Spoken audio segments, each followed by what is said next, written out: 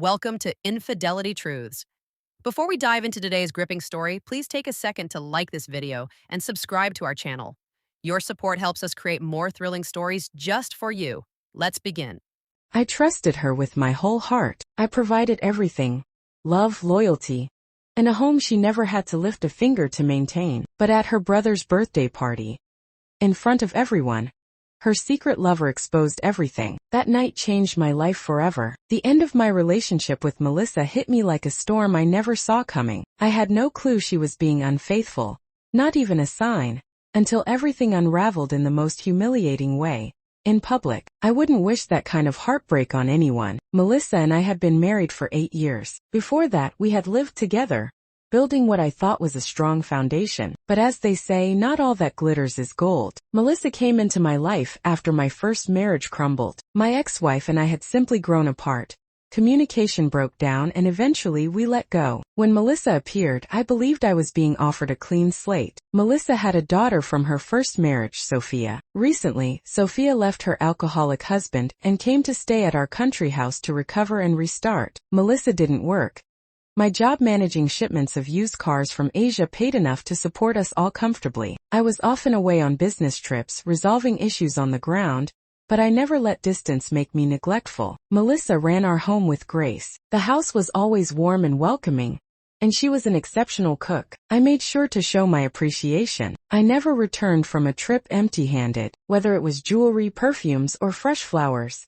I always brought her and Sophia gifts. Melissa had an older brother, Leonard, who she was very close to. They grew up together, and she was part of his tight-knit group of childhood friends, Jason, Kevin, and Trevor. These guys were known for their antics back in the day, and Melissa fit right into their mischief. When Leonard turned 30, he decided to celebrate big, inviting old friends, co-workers, and family. The party was at a lavish restaurant with a strange but loud name. Days before, Melissa asked, "Honey, promise me you're not traveling again this weekend. Leonard's birthday means a lot." I reassured her, "I'm not going anywhere, unless there's a crisis." There wasn't. That evening, I dressed sharp and accompanied Melissa to the restaurant. The party was vibrant. We danced, played games, and laughed endlessly. Melissa stunned everyone with her singing. She studied vocals in her youth, and her voice still held its magic. But she wasn't the only one in the spotlight. Jason, one of Leonard's oldest friends, also sang beautifully. Kevin had killer dance moves,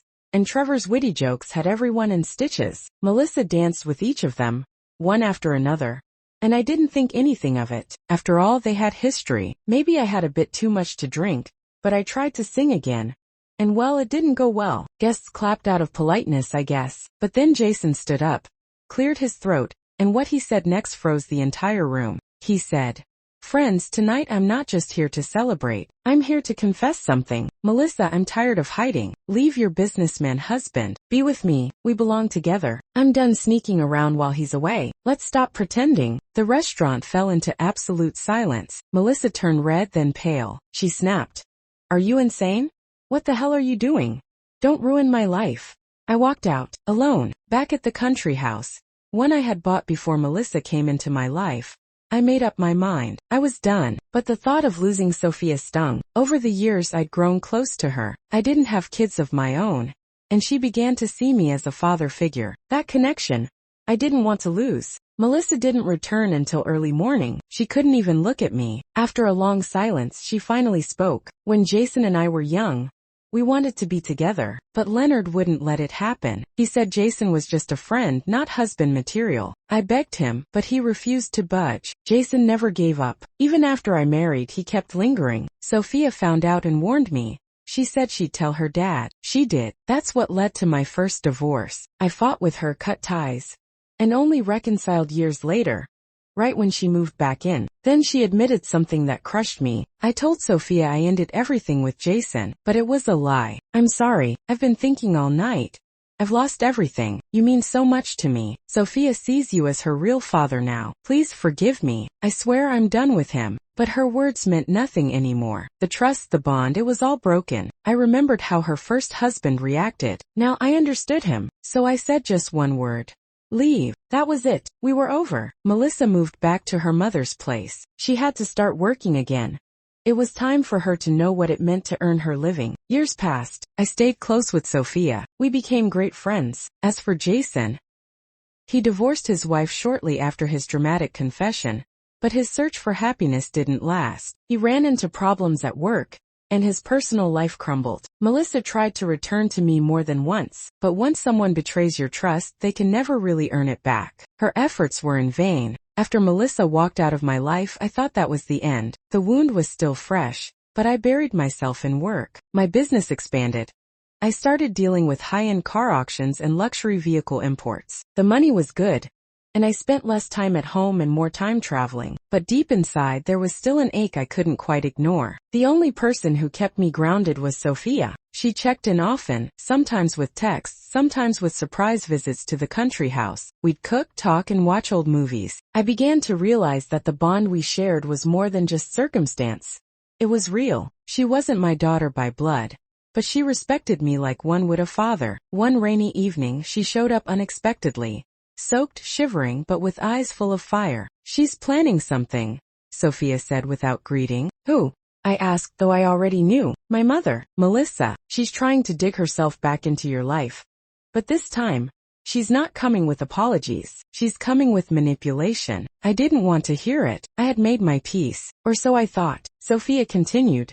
"Jason's been arrested. Fraud charges. He dragged Leonard into it, and now they're both being investigated. She wants to use you as a shield. She thinks if she comes back to you, people will believe she's stable again, living a quiet, respectable life with her successful husband." My jaw clenched. So that was it. She didn't miss me. She missed the status, the comfort, the lifestyle. Melissa called a few days later. I let it go to voicemail. Then she texted, then emailed, then showed up. "I'm not here to ask for forgiveness," she said, standing on my porch, dressed too carefully in modest clothes, and holding a homemade pie like we were in a sitcom. "I'm here to remind you of what we had. We were happy once. I made mistakes, but I can be better. We can be better." "You don't want me," I replied coldly. "You want security. You want a mask to wear while your world collapses. But I'm not your disguise." Tears welled up in her eyes, but I wasn't moved. I had learned the hard way. People don't change because they cry. They change when they're truly sorry. And Melissa wasn't. She left again, this time for good. Weeks later, Sophia sat me down over dinner. "You know, I filed for a business license,"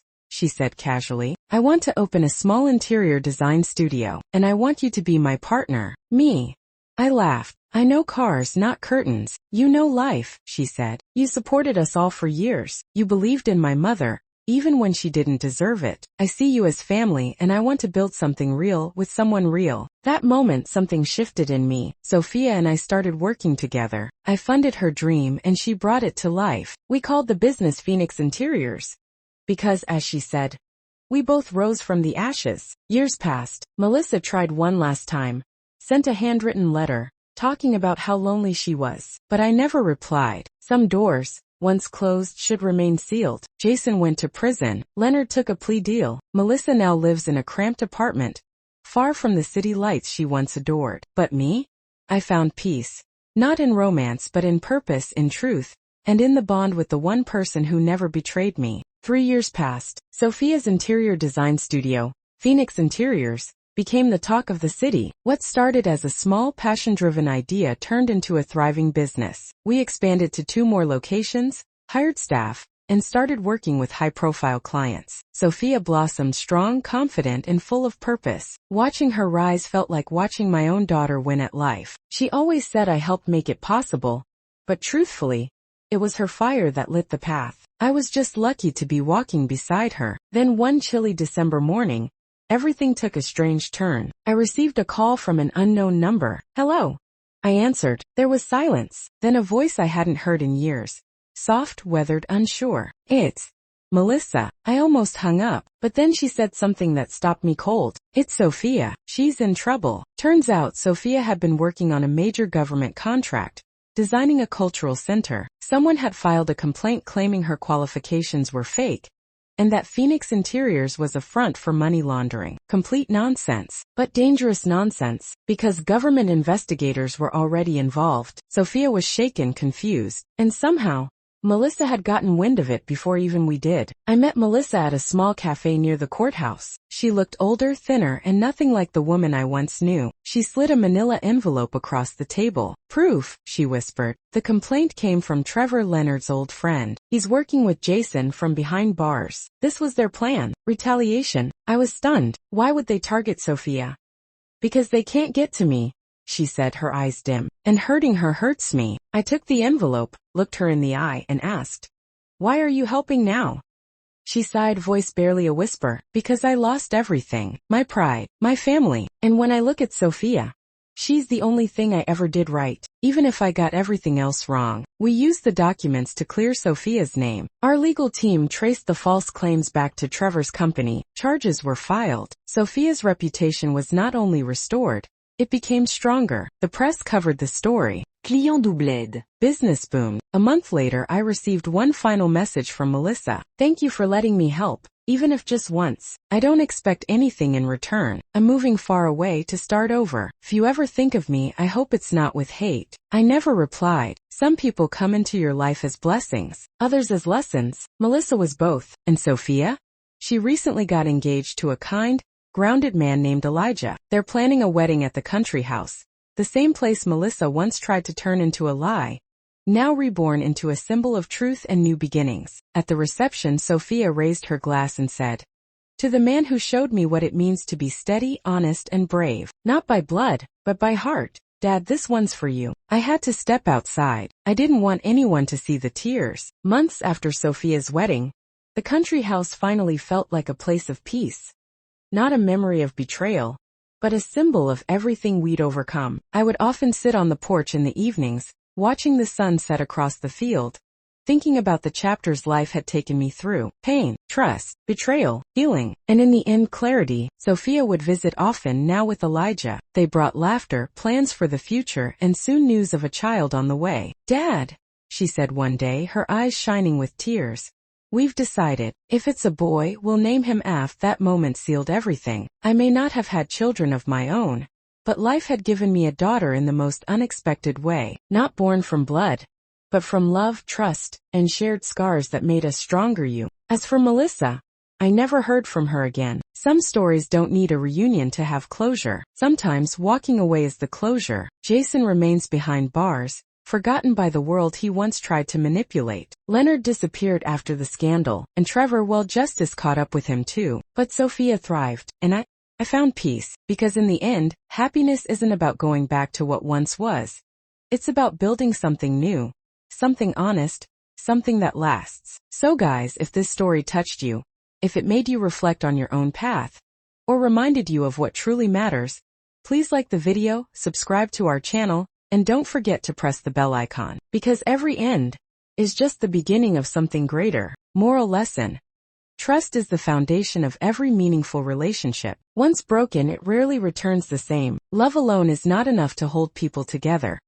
Honesty, loyalty, and respect must walk alongside it. And sometimes, family isn't defined by blood, but by who stands with you when the world turns its back. Let go of what hurts, hold on to what heals, and always choose peace over chaos, because real strength lies not in revenge, but in moving forward with dignity.